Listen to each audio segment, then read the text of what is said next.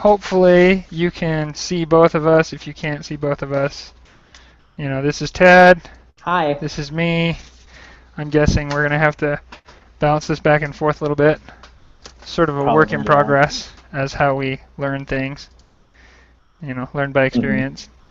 So, since last time, Ted and I have been very, very busy doing many things. Ted graduating with 2 degrees, and myself looking unsuccessfully for a job. So. Yep. Yeah. Recently, what spawned maybe my decision to jump back into this is I was listening on the radio to Radio West, which is Utah Valley's NPR, basically, their host station here, and we had a couple of authors of the Crucible of Doubt, which is a very interesting book by Terryl and Fiona Givens. Terry Givens has written a number of other things. I believe Bonds That Make Us Free is one of them. Also another good book. And Leadership and Self-Deception, which is based off of similar ideas as Bonds That Make Us Free. He's one of probably the best respected writers in Mormon intellectual studies right now. Yeah, I would say so. And yeah, there's only maybe 2 or 3 others that are really up there. Richard Lyman Bushman, Rough Stone Rolling, and perhaps less well known, but apparently, if to those that are well read enough, very good, Blake T. Ostler, who wrote the Exploring Mormon Thought: The Attributes of God, which is volume 1 of 3 volumes. And the thing that they said on this radio program about the Crucible of Doubt was that Mormonism is sort of reinventing itself right now. We have entered an era of instantaneous communication, and all sorts of things that may have been hidden in the past are no longer able to be hidden. And they talked about how during the days of Joseph Fielding Smith as historian and then prophet later of the Mormon Church, and president of the Mormon Church, there was a pretty systematic effort to sort of whitewash Mormon history, just sort of not talk about certain things. And I would even go farther and say that it's not like a whitewashing, because whitewashing tends to have the implication that you're like smoothing the rough edges, or maybe painting over, right? Like something that already exists. I would actually argue that there was an attempt, like good intentions, but there was like an attempt at almost like a collective amnesia to kind of get the whole culture to kind of forget certain things happened, because it's better to like keep things in the past and don't talk about it, don't dredge it up. So it's kind of like it's almost like a cultural amnesia. Like they just wanted everybody to forget about it. So some really obvious examples of this are things like the Mountain Meadows Massacre, which is an awful tragedy. And maybe another slightly less obvious example, but one that comes to mind as I've been reading Rough Stone Rolling, is the tendency early in the church to take sort of this unusual mixture early on in the church of sort of mysticism and magic and Christian ideas that were just blended as, piece of cake. There's no problem with any of that. Joseph Smith had apparently a seer stone for many years before translating the Book of Mormon, and used it to help people find things. And these are just things that we just haven't really talked about. And apparently he used the seer stone in addition to the Urim and Thummim and other things to translate the plates. Which always kind of like, it's funny to me when church members get like freaked out by that, because I mean we believe in a church that was established by like an angel showing up to like a farm boy, so like I mean like why wouldn't a rock, but I mean it's like it's different, it's weird to us, like it hasn't been normalized yet, and so it's like it's I don't know. I think the early days of the church were just really, really weird, and one of the things that Givens talks about in his book, in the very first chapter, and I think the introduction, he talks about how, or maybe it's the second chapter, I forget. Um, he talks about how we like things to be explained.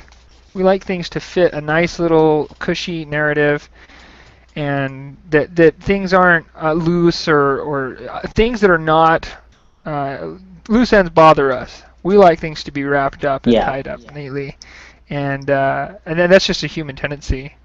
Um, and the fact of the matter is, there's just so much that we don't know about so much. Well, anything. I mean, you want to talk to like some quantum physicists or cosmologists or people that study the universe or string theory or whatever, and they just say we don't know anything about how anything works. I think Albert Einstein is known for saying we know less than 0.01% about 1% about anything, or some such thing.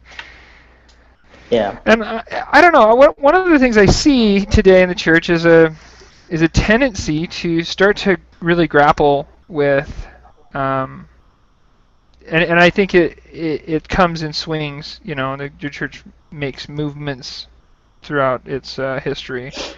It's not like intellectualism is new, but that at least currently there's this trend to sort of address these confusing things because we need to. We have people on the internet that are saying things and asking questions, and everybody is listening and everybody's watching. So. Yeah. Well, there is that trend.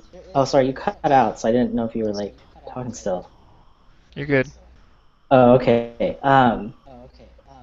I think there has been a trend, and actually, so I'm a seminary teacher, like called, not CES official seminary teacher, but living in Seattle, right? You get called to it. You don't get paid, but apparently we used to, right? But anyway, like this year we're studying the Doctrine and Covenants, completely new curriculum, totally revamped, and one of the things that they tell us and is built into the lessons is we're going to talk about certain things that are considered like controversial in the church history. So like we talked about the translation of the Book of Mormon, and we touched briefly about seer stones, right, and peep stones, and just looking into a hat and stuff like that. We're going to be talking about polygamy. We have literally, there's like a blurb in the manual that's like, here is like a way that you can talk about mountains, both faithful and yet honest, and like talking about blacks in the priesthood and women in the priesthood and temple ordinances and masonry. I think Freemasonry's in there somewhere. And so like, right. If we have like, so they're addressing it, but at the same time, I feel like culturally we're still really reluctant to talk about it, right? I mean, we just really don't want to admit that we don't have all the answers, because I think for the longest time we kept talking about how we have all the answers and that you can always just have all the answers at your fingertips if you read the scriptures or if you pray and things like that, which is true. I don't want to like just poo-poo on people's testimonies or anything. I have a strong testimony that you can have answers through revelation, but I think that for the longest time we were emphasizing that you could potentially have all the answers, and that some members definitely maybe felt like they had all the answers. And so we're not used to saying, right, like that we don't have all the answers, right? There was actually an NPR piece just recently by The World where they interviewed, like, it was about missionaries in the church and how they had lowered the age requirements, and the reporter, it was a really good piece. The reporter was very fair and yet persistent in asking questions, like specifically, why is it that women don't serve as long as male missionaries, and why is it that they don't get to go at the age of 18 like the male missionaries? Why do they have to wait till 19? And for the most part, like, everyone's like, I don't really care because it's better than 21, right? Like that's what a lot of sister missionaries were like, and I was like, yeah, I don't blame them. But when she asked Brother Otterson, is that how you say it? The PR department guy. The PR Mormon. That's all I know. Okay. Like that's how I know him. But Right. they ask One of him, and he kind of laughs, and he says he doesn't have an answer, but he quotes Elder Holland at like a Q&A that he was at, and someone asked Elder Holland that question, and Elder Holland said, "One miracle at a time." That was his answer, right? Right.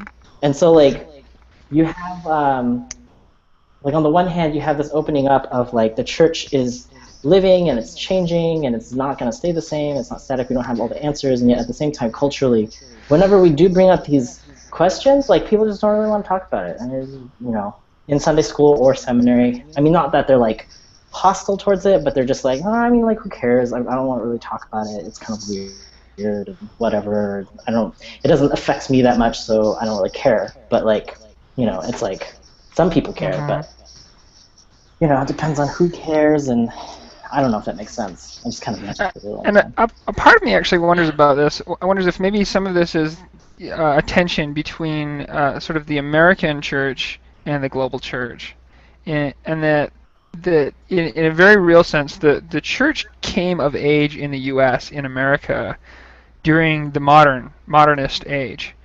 And the church is now sort of coming of age in the world. We have 7 million members outside the U.S., 7 million inside the U.S., and we have this much more connected network now. 30 years ago, you had to wait almost a year to get a physical copy of the addresses from General Conference, which happens twice a year, in places like South Africa and various other places in the world. And today, I mean, literally the very next day, you can watch, or later that day, you can re-watch the same thing on the internet. And within a month, I want to say, just about anywhere in the world, they have the text available for perusal. And so we have this global church now that's sort of coming of age in a more postmodern era, or as has been suggested by another friend of mine, maybe the postmodern era, whatever that might be.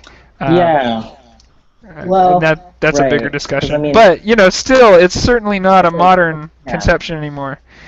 And I also see in some of the things I've read recently a tendency, not necessarily in Mormonism, but in general, I see a lot of refutations of the rational perspective, like the perspective of human beings as rational beings that sort of pervades the new atheists.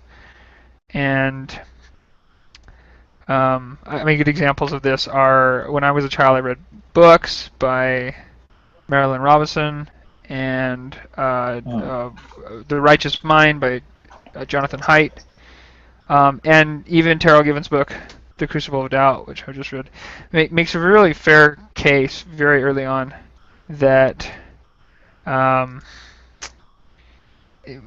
to suggest that we're somehow rational creatures first and foremost is a really betrayal of any honesty that we might have.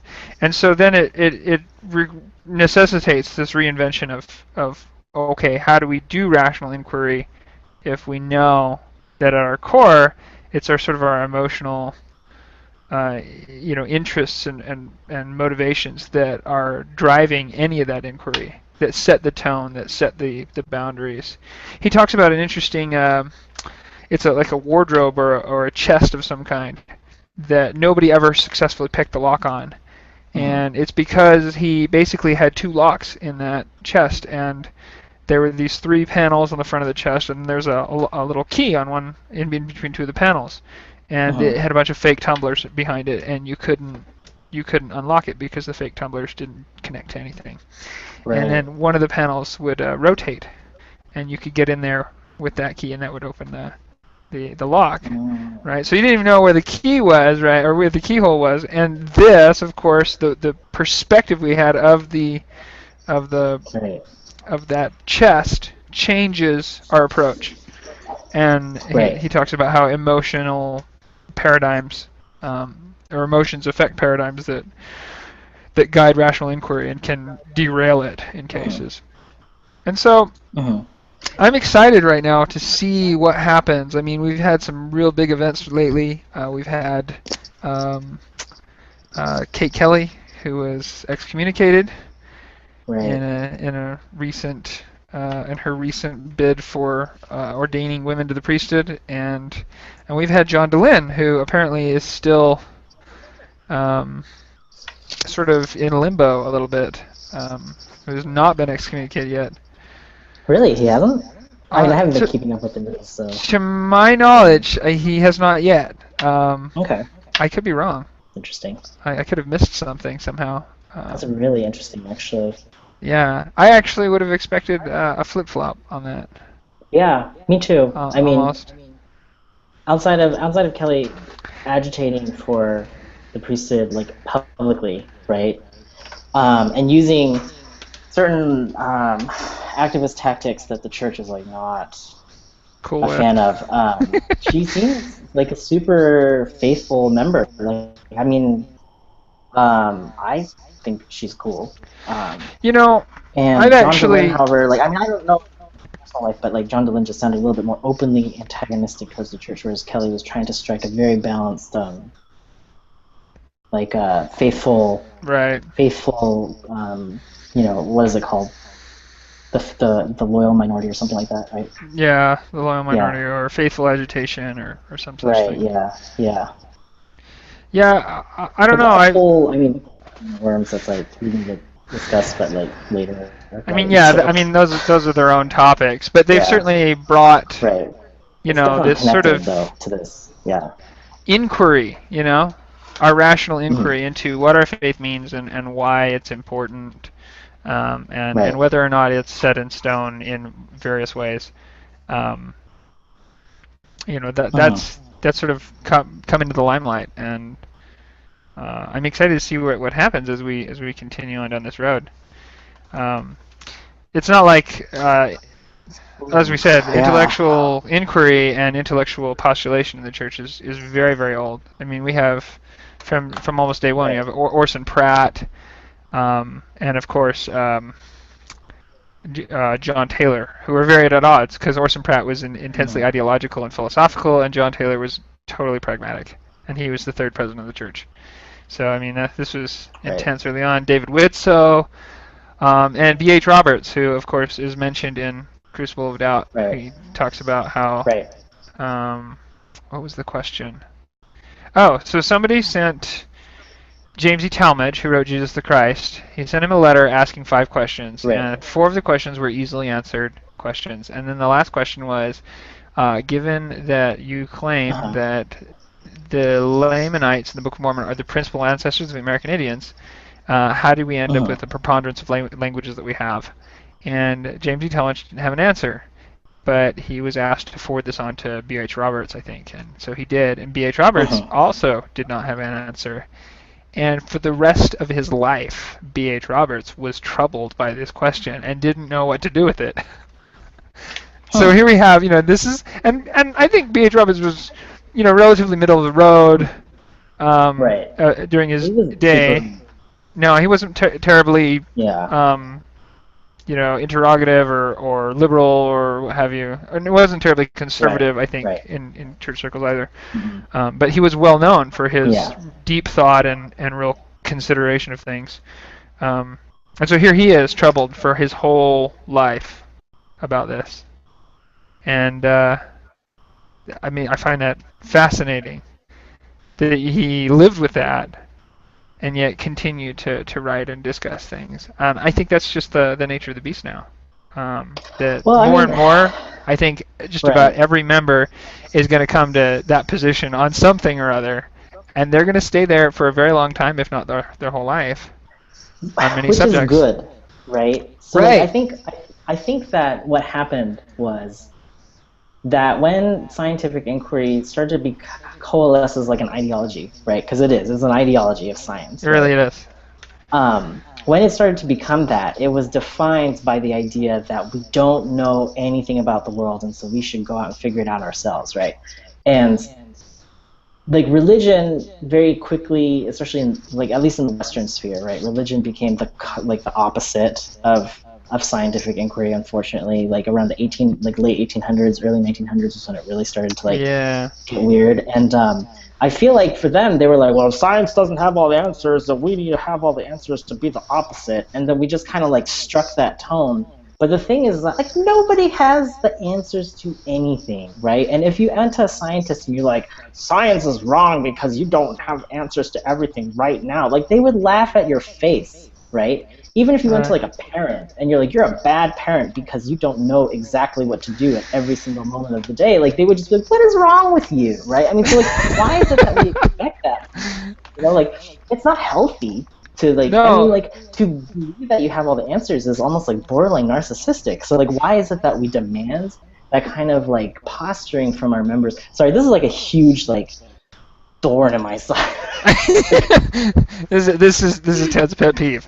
No, actually, I want to mention. I'm going to jump in here. The Crucible of Doubt talks about this. It talks about how, for a long time, we have supposed that somehow faith is this thing that is justified, right? That faith, there's all these evidences, and so faith is this security blanket. And right.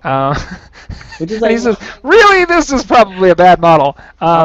This does not jive with a number of New Testament passages. And he talks about how Jesus Christ is talking to his disciples, and he is posing questions and asking questions that really make them go, oh, wow, that's not as simple as I thought it was, or shoot, I don't want to think about that. That's complicated, or I don't have an answer. Yeah. And at some point, of course, he says, will thou also go away? Well, will you? Are you going to keep following me? And if so, why? And the response is not, well, because all the evidence says, to do so, that is all okay. No, that's not the response. The response is, thou art the Christ. The response is... Yeah. Sorry, whoa, you just like froze for a second, so I don't know if you're still talking. Can I wait to see if it buffers? Maybe we broke the internet. Did we break the internet? Whoop. Still there? Yeah, still here. Sorry, yeah. Lost my connection. Yeah, no, you're good. Hopefully that doesn't come out in 2 different episodes. So like just like I jump in really quick. I mean, it's like their answer is "Thou art the Christ," right? Right. But like, it's actually like specifically they say, "Where else will we go?"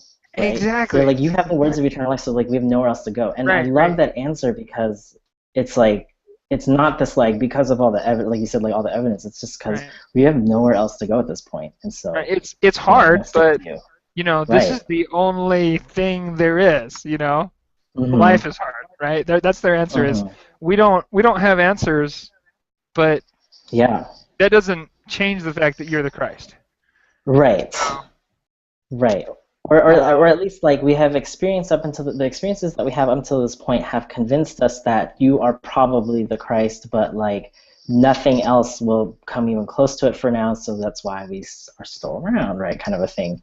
And Jesus thinks it's an acceptable answer, like he likes that answer, right? Oh yeah. It's not like he doesn't say like, well, right? He's not like, well, go and read the scriptures more and pray and go to church. Like he's like, yeah, that's fine. Like keep following me. That's totally cool, right? Right. Alma 32 even describes. I love that part in Alma where he says like, and you plant the seed and you water it and you nourish it and then it starts to grow and you can feel it stirring in your heart. Do you now know if all things are true? And he's like, no. You just know that one thing is true. You got to keep working, like plant more seeds, and then you like grow like a forest or an orchard or something. I just love that part about like Alma's like, no, like you got to like you just know that one thing, but that's okay. Like it's good that you know that one thing, but like you just got to keep doing it. And he's like, and you'll run into bad seeds, and then you just throw them out, right? It's not a big deal. It happens, right? And I don't know. I like that answer. Like it's like I don't like how we expect like from the age of 8 that you already have all the answers. Like it's just it's not healthy, right? I mean, it's not. But anyway, in fact, it's this very spot that I think you and I are fairly comfortable in, where we say, no, we don't have all the answers. In it, right? We're actually comfortable being uncomfortable or not knowing. Right. And I've blogged about this before, about how I think that this is more honest. The more honest thing is to say, I know that X is true and Y is true and Z are true, and that they're all true, but I don't know how they go together, and Right. that is a more honest perspective. That sometimes we know how things go together, but I think Hmm. frequently we really don't. Um, Yeah. Oh yeah. we, Yeah.